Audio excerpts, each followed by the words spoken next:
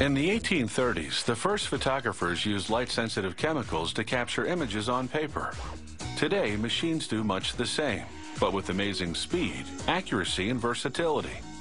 It's a tried-and-true method many people still prefer to make their memories into pictures.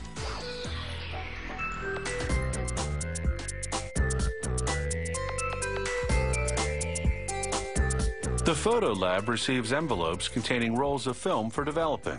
Processing will turn each exposure into a negative image and then a positive. That positive is what we know as a photograph. A scanner takes a digital photo of the order details specified on the packages. It tracks things such as print size and finish, and the number of copies you ordered. A conveyor then sorts the envelopes into bins, grouping them with similar orders.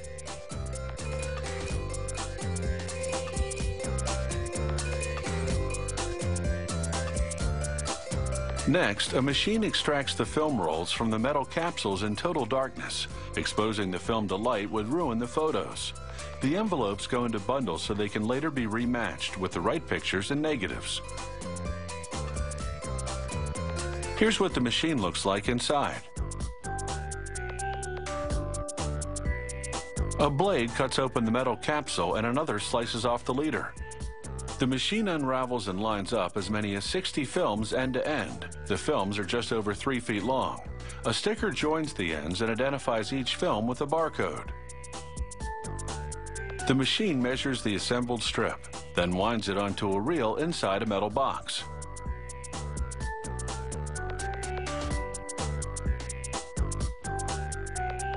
Another machine unwinds the reel and runs it under a non-damaging infrared light so that a technician can check for tears.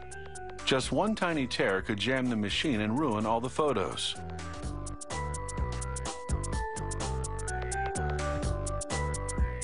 If the tech does find a tear, he repairs it by hand.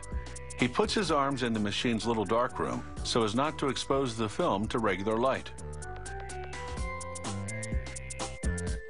First, he applies tape to reattach the area. Blades then cut the tape evenly on both sides.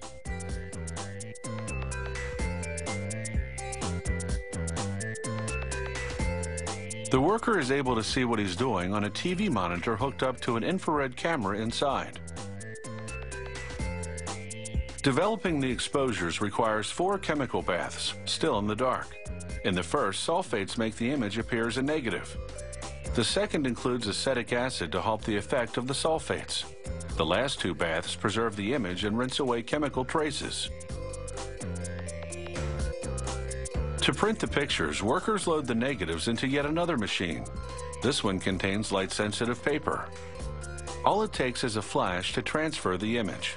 But that light is powerful, almost as bright as the sun.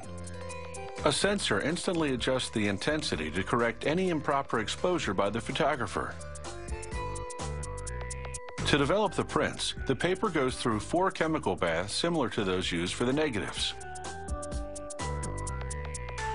One bath reveals the image, another stops that process, and 2 more preserve the image and rinse off the chemicals.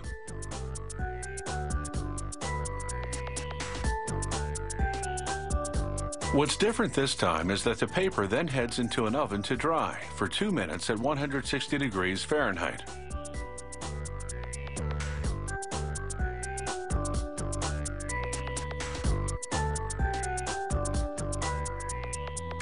Now, a technician marks the pictures that are too bright, too dim, or out of focus, and then removes them for redevelopment.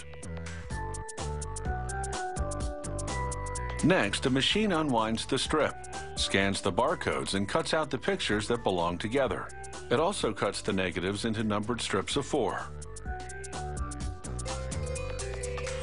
A worker now slips the proper photos and negatives into an envelope. The computer shows her what to include, and a machine provides the original package the film came in.